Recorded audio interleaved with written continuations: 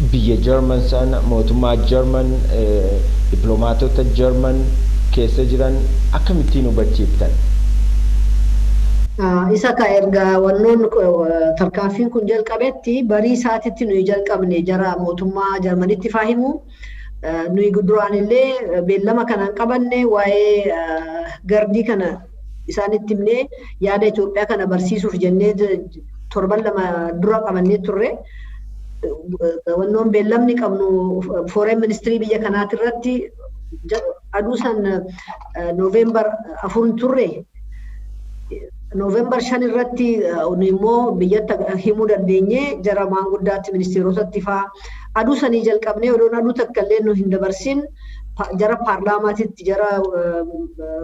foreign ministrytti faa kan German duwwaa odoon ta'in jara nuyi kan bulchinus Poland, Czech Republic, Slovak Republic, Ukraine isaanitti hunda mootummaatti duwwaa odoon hin ta'in think tankii jara mootummaa faa advice godhan jiranii mootummaatti yaada kennuu danda'an jara yaada fiduu danda'an yaada uummatatti himuu danda'anitti faa isaanittis dhugaa Itoophiyaa dhugaa mootummaa itti agarsiisaa turre kan dhugaa miti diaspora Itoophiyaas torbaniin isaan sabbata irratti malee hin tolu webinarii kan akkasumatti walitti dhufuun hin danda'amu waa'ee covid kanaaf waan ta'eef isaanis jaruma uummata Itoophiyaa hunda walitti finnee qofa torbaniin hamuma danda'e nama danda'e biyya hundumaatirraa biyya shaniu Germanis, Czech Republic, Slovak Republic, Poland, Ukraine isarratti hundumaa jara association jara waldaa kana faa akkasitti liidii godhan jiranii prezidaantii faa chairpersonii faa hundumaa akkas walitti finnee qofa jara kaanis intellectually jara waa'ee Itoophiyaa qulqullummaa Itoophiyaa kana kaasanii jarri maqaa keenyan morkan jara kaanitti dhugaa Itoophiyaa agarsiisuu danda'anitti faa dhugaa keenya kanatti agarsiisaa turre. Jara kaanittis isaanis ammaan baay'ee si gammachiisu jarri uummanni keenya diasporaan hundumti keenya Itoophiyaa jaalatu hundi walitti dhufeet mootummaa akkamitti qarqaarraa defense force keenya akkamitti qarqaarraa akkamitti mooraalaan wal bira dhaabbannedhaniit ka'aniiru horiis walitti finneerraa ammas walitti fidnaa jirraa hojjetaan keenya miisyoonii keessa jiru aduma san walitti sassaabne jarri kaan diasporaan immoo ammas sassaabaa jira hin dabarsina. Jara kaaniin jarri Jarman duraan dursanii hundumtuu dhugaa hin galleef ture booddee dhugaa mangistiinis nu erga waan itti haasoof nu dhugaa qabu itti himnee qofa akkatti dubbannu akkaataatti dubbannu pooyintii dhugaa nu erganii kanaaf isarra teenyee waa'ee san qabannee ofii keenyaa dubbii san internaalaayizii goone isaanittis agarsiisaa itti dubbannaa turre kanaaf hoggasuma erga itti dubbannetti mangistiin Jarmanii miliyoonii 500 faa nu qarqaarsa nu kenneera amma humanitarian faa akkas rakkoo argamu irratti waan qarqaaru jedheeto jarri kaanis hin qarqaarradhaniiru jara dubbii baay'eetiin isa amma hundumaatti dubbadheera Poland, Czech Republic, Slovak Republic, Ukraine hundumti isaaniitu amma asirratti illee dubbachuu hin danda'u waa'ee karaatti qarqaara jedhan garuu hin qarqaarradhaniiru dubbii karaa baay'eetiin kana duwwaa miti Itoophiyaan Afrikaadhaa akka waan guddaatitti waan laallamtuuf Itoophiyaan hoo bibittinnoofte hoo rakkatte hoo PC nageenyaan arganne Afrikaan nagaan argattu.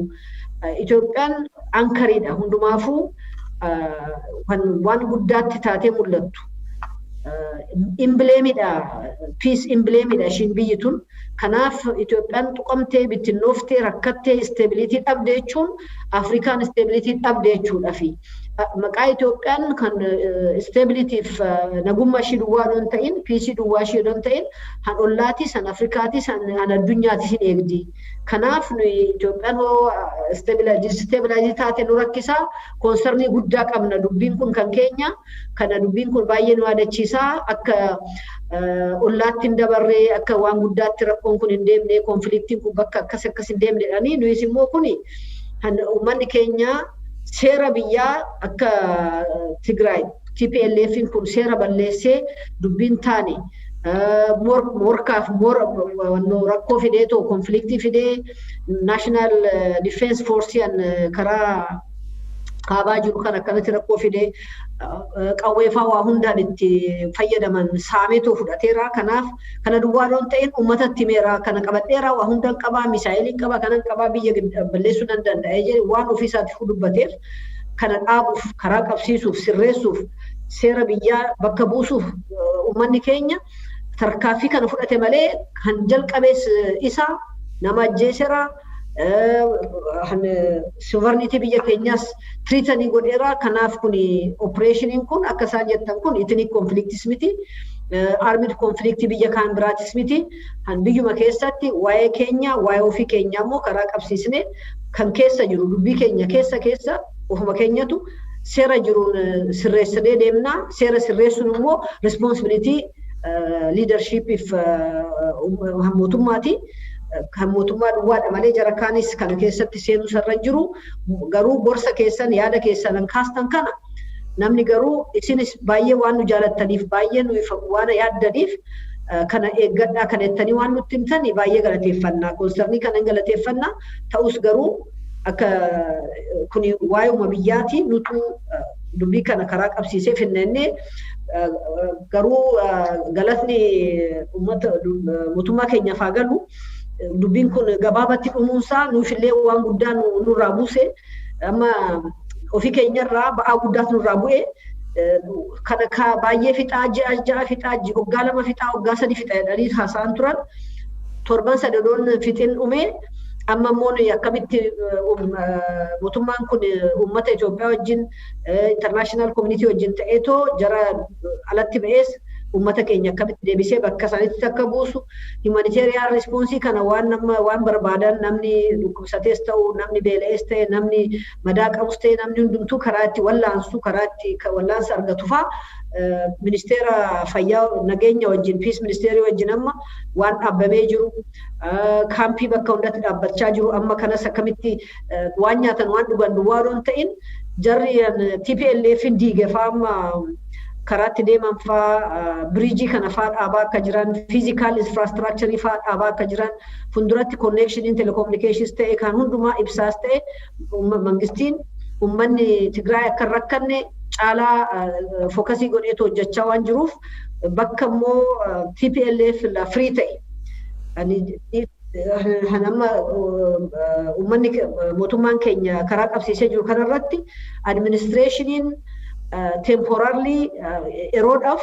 achuma jaruma Tigraay irraa abbatee waan jiru akka jiru timneerra waggaa immoo electioniin dhufu filannoon waggaa dhufu democratically electionis immoo biyyuma ofii isaaniitirraa nama bulchu akka filatanii akka itti deeman fuulduratti timneerraa kan jarri kaan uummataaf TPLF addaan akkamitti baasuu dandeechanii tokko isaanii waan jedhanis agarsiisneerraa tokko miti uummatni Tigraay jechuun uummata Itoophiyaati rakkatanii jiran ukkaamfamanii jiran ukkaamsaniit malee amma kin waggaa isaan free ta'anii jiran kan amma waggaa bilisa ba'an kana qawwee fa'aa inni itti kenne kana mootummaa waraanaa jedhanii itti kennellee deebisanii mootummaatti kennanii defense force keenyatti kennanii nuyi ijoolleen keenyas deemtee duris duutee har'as duutee nuyi nageenya barbaanna nuyi akkamatti nagaan olee buluu barbaanna jedhanii kinoo waan uummata kana kabajaa faarsaa jiranii ennee qofa isaanii explain goonee irraa kanarratti waggaan dubbadhu full-fledged ta'ee siif explain gochuu hin dandeenye malee waan itti explain goonu waan ingiliffaaf itti himnu baay'ee explain goone akka dubbiin galuuf goone irra garuu. Inni biraan lammiilee Itoophiyaatti hedduutu achi jira. Lammiileen Itoophiyaa hedduutu biyya Jarmanis akkasumattis biyyoota isin bakka buutan kana keessa jira. Akkamittiin hubatanii dubdeebii isaan kennan maal fakkaata? Akkasumattis immoo gama mootummootaa gama dippiloomaatotaatiin dubdeebiin kenname maal? Waan isin itti himtan irraa dubdeebii isaan kennan maal? Hoggaan duraan dursine hoggaa beellama qabannee qofa hoggaatti himnu duraan dursanii jara mootummaa biyyaa duwwaa odoon ta'in ofishaalii mootummaa jara biyyaa odoon ta'in hundumti isaaniitu think tankii soo dubbisne yuunivarsiitii soo dubbisne joornaalistii soo dubbisne hundumti isaaniitu associationii jara bakkaa soo dubbisne hundumti isaanii baay'een isaanii waa'een kaasan wal fakkaata garuu wal fakkaata. waan akkasitti metti kana waanuma jarri TPLFin dijitaaliin TPLF waa'ee baay'ee soba waan haasa'uuf soba sanirraa faa ka'anii qofa hin dubbatan kan akkana jedhanii tokko humanitarian casualty humanitarian rakkatu akkas karaa dhabne asitti akkas ta'e karaa humanitarian kenninu jiru waan jedhan explain goone karaa operationii kanaan ummatni mootummaan Itoophiyaa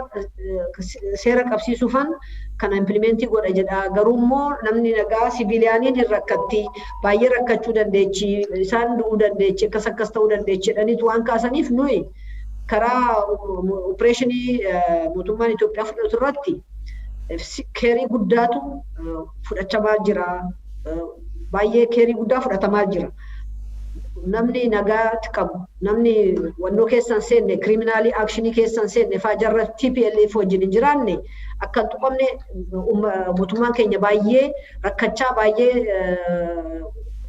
of eeggaatti tarkaanfata. Kanaaf immoo wannoo waan exhibitii ta'uu danda'u ammallee operationiin kun aduu lamallee fixuyyuu. Garuu isaan waaf ummata keessa lixanii qofa ta'an mana barsuma keessa seenanii ta'an mana amantaa keessa seenanii qofa ta'an bakka ummanni nagaa baay'atu keessa seenanii qofa waan ta'aniif mootummaan keenyaaf defense forcein keenya bakka akkasii sanarratti dhaqee actionii fudhachuu hin dandeenye kanaan hin gooneef ummataaf waan yaadaniif ummanni akka rakkoo irra hin buune waan barbaadaniif kana faa eegaa jiran jedhee san explain godhe jechuudha. Isaan irratti waggaatti agarsiisnu namni baay'een jarri galuufi galaafi jira namni kaan han beekee mugeemmoo garuu ati dammaqsuu hin dandeechu han beekaa rafu jarri kaan erganii beekaa rafaa ta'e maal goota garuu hin dammaqsitu namni immoo dogongoreen gallee fi false information qabu waggaatti nu baga nutti himtan jedhanii gammada isa faa explain gooneerra nu akkaatatti nama jara baay'ee dhaafullee jarri journalistinis baay'ee galeefira jarri kaan akkuma sitti mee ta'e malee inni peace prize laureate peace prize ta'e kana fudhateeto akkam ta'eet akka ganaan wanni waraansa kana fudhataa waraansa kana irratti deemaa jedhan nu immoo mootummaan biyya tokko bulchu maal jennaan nuyi laureate peace laureate ta'uuni siriyuu nageenya biyyaa stability biyyaa sovereignty biyyaa eeguuf waan guddaa responsibility guddaa qaba as government kana malee abbaan fe'ee yoo ta'e amma abbaan fe'e asumatti ugaanitti mo'ani biyya kanatti xinnoota akka jirti bireemanii jedhamtu kuni amma steetiin tun akkanumatti kaatee ta'uu isin biratti national defense force keessan tokkicha kana karaa ba'aa hookan karaa lixaan jiru kan immoo kaabarratti hookan bakka tokkoon jiru irratti dhufee odoo attaakii godhee akkasitti waa'ee mi'a waraansaa fudhatee ta'u biyya kana nan ajjeesaa nan bittinneessa waan nan fadhaan godhu nan godha jedhee cal jettanii teechanii isin ninatti himaa. Kan immoo ta'uu hin danda'u peace prize laureate ta'uuni siriyuu stability biyyaaf tokkummaa biyyaaf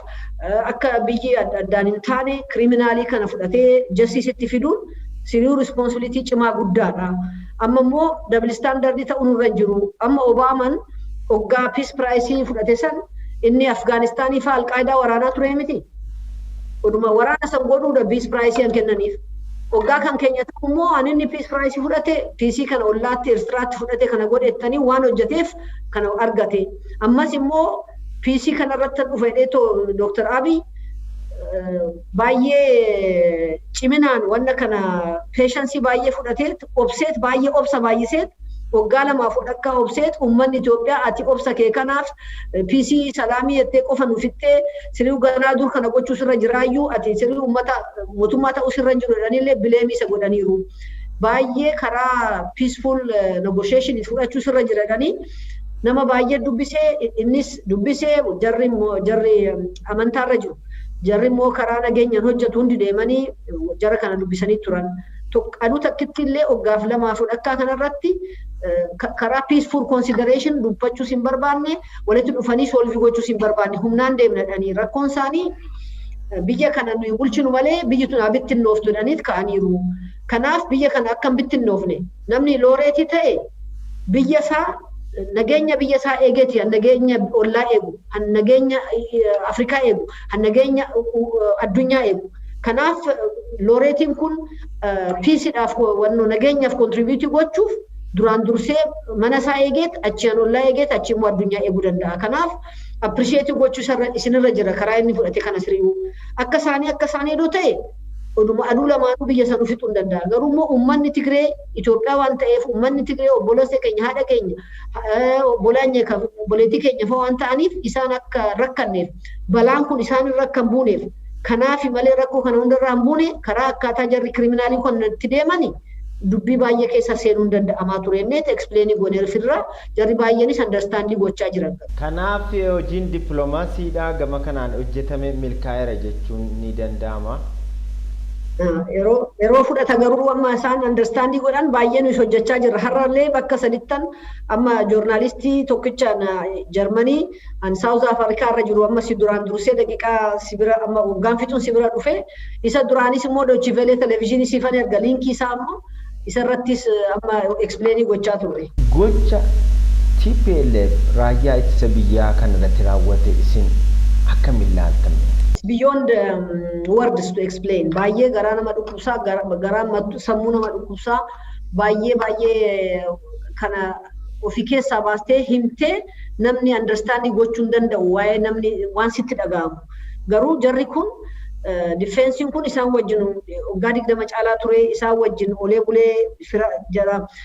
waggaa haameetoo waggaa qotan wajjin qotee waggaa immoo lookastiin kun dhufe isaan wajjin kaatee ari'ee obboleessa faadha ta'e wajjin jiraatee tureet isaanis rakkoorraa Itoophiyaa rakkoorraa olchee nagummaa biyyaa eegu kanarratti an buusani namni immoo gootni biyya keenyatti gootni bakka dhaabbatteetti bakka odumanatti suriin uffatin illee sin tuqu kottu kaa walii baana dheetu walii ba'eetu walitti dhufu bakka rafeetti an dhufee nama ajjeesuu yookaan onnoo godhu nama rakkoo qabu namni sammuunsaa nagaan taane malee odoo gootummaa ta'ee nama dhiira ta'e dubartii ta'e bakka harcisanitti nama ajjeestus nama akkas gochuus hin dandeechu. Eegammoo namni illee ati waggaa waraana irratti jirtu fudhattee nama qabattee of bira fidhatte namni kun haa takka harka kee buleemi harka kee seenemi isa boochee xuqullee sirra hin jiru. Garuu addunyaa irratti argamee hin beekne biyya irratti argamee hin beekne hammeenyas duwwaa miti kun seexanummaa duwwaas miti kun garuu waan isaan godhan qaalaatiidhaan yookaan vookaabilariidhaan explainii gochuun danda'amu baay'ee nama gaddisiisa baay'ee nama boochisiisa baay'ee nama aarsaa baay'ee immoo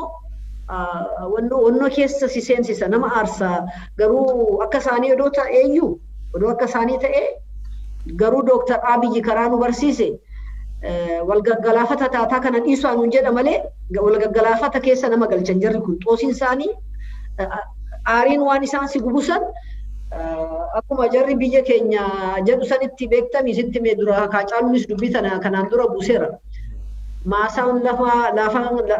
gamaa lafan baatu talbaa facaasata taati tokko taa'ee tokkon taa'u tokko badee tokkon taa'u wal gaggalaafata taateedhaami. Garuu Dooktar Abiyyi immoo wal gaggalaafachuun nurra hin jiru. Isaan hamtuu ta'an nuyi hamtuu ta'uu nurra hin jiru. Hoo isaan badii ta'an nuyi badii ta'uu nurra hin jiru. Hoo isaan hamtuu ta'an hamtuu ta'uu nurra hin jiru. Isaan hoo uummata amma kaadiraa irratti isaan jara Amaaraa qalanii ajjeesanimi. Isaan kana godhani ati immoo jara Tigree akka ajjeestu barbaadanii akkuma akka isaanii hamtuu ta'an.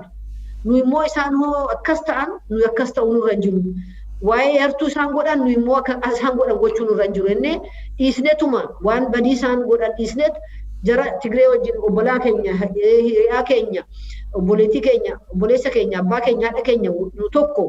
waan isaan godhaniif nu ijoollee Tigreen ajjeesnu innee dhiisnemi. Odoo isaan barbaadan garuu akkuma isaanii taanee nuyis jara kaan akka fixnu barbaadaniiru. Kanaaf itni konfliktiin akka dhufu barbaadan. Uummanni Itoophiyaa immoo baay'ee cimaa fi waa'ee understanding guddaa qabu sammuu guddaa waan qabaniif namni tokkichi illee dubbii isaan godhan kanatti itti deemnee wajjin hin tarkaanfanne. Kanaaf waan yartuu isaan godhan nuyi akka isaanii yartuu ta'uu nurra jiru. Hamtuu akka isaanii gantuu akka isaanii hamtuu ta'uu nurra jiru jenneetuma dhiisne malee dubbiin isaan fudhatan gamtuu ettee sittin dhiistu yartuu ettee sittin dhiimtu hamtuu ettee sootti deemte kuni amma vookaabilariin waame kun hundi isaan difaayinii gochuu hin danda'u. Dubbii anan biraa vookaabilarii barbaadnee argachuu nurra jira. Kan dubbii kana itti explainii gootu jechuudha. Maree garaa nama dhukkubsa, mataa nama dhukkubsa, laphee nama buusa, baay'ee nama gaddisiisa. Gaddii duwwaa miti explain gochuu nama rakkisa jechuun jedhee hoon isin hawayya. Haasaa ministeerri muummee paarlaamaa Itoophiyaa irratti godhan guutuusaa akkasiin dhaggeeffatan abdiin qabam. Gara fuulduraatti biyyi kun sabaaf sablammoon uummattoonni hundi waliin akka jiraatan biyya waliin isaanii kan taate Itoophiyaa akka ijaaran tokkummaan uummataa akka cimu biyya guddoo biyya badhaate ijaaruudhaaf akkam ta'uu qaba jettu isin. Dr. Abiy karaatti deeman kun garuu fuulduratti amma namni baay'een duraan hin galuufiyyuu namni baay'een amma akkamatti dheengadda fa'aa asittuu fa'aa yookaan namni dhaga'u namni kaaniin siriiwwan bo'aa maaliifi Dr. Abiy irratti akkamatti lafaa kaanee itti jajii gochee itti farannaa turreeyyuu afaan banaa turreeyyuu miti. Maa taa'e maa akkas hin goone torbanuma isaan bu'an san akkas maa hin goone jedhanii dubbataniyyuu miti. Erga dubbii kana dhaga'anitti baay'ee gaddanii namni kun akkamatti maal danda'a ture maaluma baataa ture ba'aa baay'eetu baataa turedha amma nu galee garuu dhiifama nu haa godhu jechaa jalqabaniiru. Kanaaf ammas karaan isaa Dr. Abiy itti deeman waan ba'eessa yaadaan maaliif yeroo hunda jaalalatu nama mo'ata malee irreen nama mo'atu. Ati amma irreedhaan nama mo'achuu hin dandeessu jaalalaan nama mo'atta malee. Namni abbaan fe'ellee yoo ta'e jaalalaan mo'uun baay'ee danda'ama. Irreedhaan garuu hin fakkeessita malee garaadhaan fudhattee hin dandeessu. Kanaaf karaan Dr. Abiy itti deemu amma maddamariin kunillee nu hunduu waan jarri isaan balleessan dhiisnee waan ba'eessa godhan immoo fudhannee fuulduratti itti fufnee biyya keenya guddisnee kun abalutu hojjete haa diiguu odoon hin jedhin abalu hojjete ba'eessaa hin fudhan. Abalu hojjete namni deeme sun uummanni deeme sun liidarshiippiin deeme sun balleessaa san irraa baranneetu waan nagaa hojjetanna. Han hojjetan immoo waan ba'eessoo ta'e fudhanneetuma itti fufnaa. Kana immoo waan yaraan immoo han jara kaan lubbuu balleessee sammuu keenya baay'ee dhukkuse kana immoo